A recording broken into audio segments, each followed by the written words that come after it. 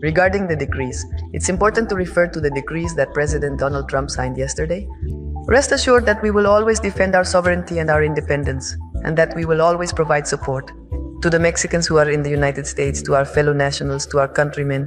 Those two principles are very fundamental and essential. It's always important to keep a cool head. I'm going to refer to 5 topics. The emergency zone decree at the southern border is practically the same as the decree he signed during his first term. There was already a framework for action, a cooperation between the government of the United States and Mexico, back then under President Trump and President Andres Manuel Lopez Obrador. It's not something new.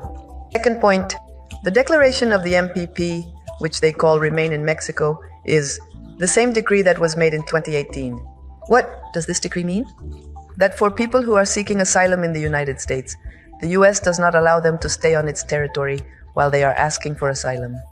We have our own immigration policy. We are a humanitarian government. We are not going to leave people out in the open, and the repatriation to their countries is sought in case they are foreign. The third point, the topic of the Gulf of Mexico. They say they are going to call it the Gulf of America on their continental shelf. I mean, what corresponds to the continental shelf of the United States, they call it the Gulf of America. So it's about their continental shelf. For us and for the whole world, it is still called the Gulf of Mexico. For the cartels as terrorist organizations. The decree states that they have 2 weeks at least to study whom they would call a terrorist organization. They can act on their territory. In their framework of action and their constitution, what we are going to seek is coordination with respect to our sovereignty. And the other thing that is very relevant is the treaty. The US Trade Representative will begin the public consultation process regarding the US-Mexico-Canada Agreement in preparation for the review in July 2026. What they are saying is to continue the trade agreement.